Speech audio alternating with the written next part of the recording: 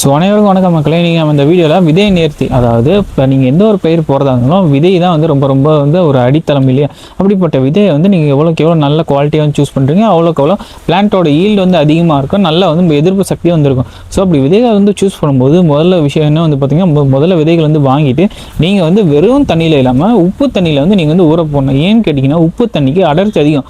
அதனால் நல்லா இருக்க சீட்ஸ் வந்து கீழே செட்டில் ஆகிடும். இந்த அழுகுனது இல்லை ஏதாவது டேமேஜ் ஆனது பார்த்திங்கன்னா மேலே வந்து மிதக்கும். ஸோ அப்போ மேலே இருக்கிறத வந்து நீங்கள் வந்து ரிமூவ் பண்ணிவிட்டு கீழே இருக்க விதைகளை வந்து நல்லா 2-3 தடவை நல்லா தண்ணியில் கழுவிட்டு அதை வந்து ஒரு நாள் இல்லை 2 நாள் வந்து வெயிலில் காய வச்சு அதுக்கடுத்து நீங்கள் வந்து யூஸ் பண்ணலாம்.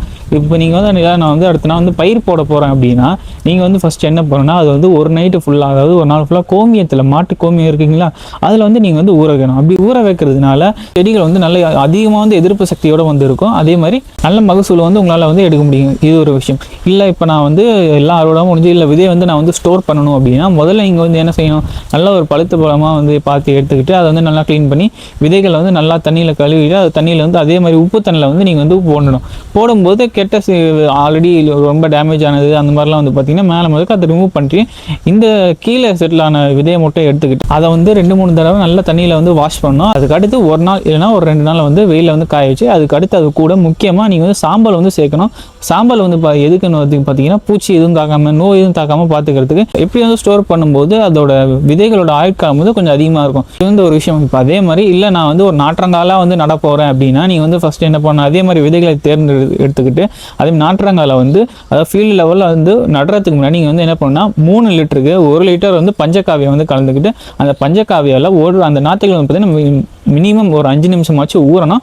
அதுக்கடுத்து நீங்கள் வந்து அடுத்து நடும்போது பார்த்தீங்கன்னா செடிகள் வந்து நல்லா வேகமாக வீரியமாக வந்து வளரும். அதே மாதிரி பஞ்சகாவியம் வந்து ஒரு வளர்ச்சி ஊக்குன்றனால வேகமாக வளரும். நம்மளுக்கு வந்து ஒரு நல்ல மகசூல் வந்து எடுக்க முடியுங்க. சரி, இப்போ இதெல்லாம் ஏன்டா பண்ணுவேன் அப்படின்னு கேட்டிங்கன்னா, ஏன்னா ஒரு நல்ல விதை தான் பார்த்திங்கன்னா ஒரு நல்ல செடி நல்ல மகசூலுக்கான ஒரு அடித்தளம். அதே மாதிரி ஏதாச்சும் ஒரு நோய் வந்த சீடை வந்து போடுறதுனால இல்லை அதே டேமேஜ் ஆன சீட் போடுறதுனாலையோ செடிகளும் வராது. அதே மாதிரி நோய் தாக்குதல் வந்து அதில் வந்து ஆல்ரெடி விதையில் இருந்ததுனால செடியை வந்து நோய் பாதிக்கப்பட்டு சீக்கிரமாக இறக்கிறதுக்கும் வந்து வாய்ப்பு இருக்குது. ஸோ அதனால விதை தான் பார்த்திங்கன்னா எல்லாத்துக்கும் ஒரு அடித்தளம்.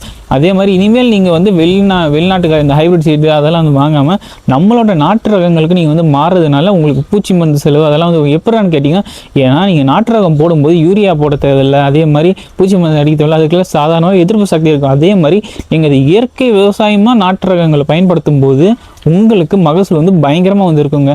ஸோ இந்த தகவல் வந்து உங்களுக்கு கண்டிப்பாக நிறைய யூஸ்ஃபுல்லாக இருக்கும். இதில் வந்து உங்களோட சந்தேகங்களை கமெண்ட் பண்ணுங்கள். இதே மாதிரி உங்களை அடுத்த வீடியோவில் சந்திக்கிறேன். நன்றி, வணக்கம். அழகா மனதை அதன் போக்குக்கே விட்டுவிட்டால் அதற்கு காட்டு யானை பலம் வந்துவிடும்.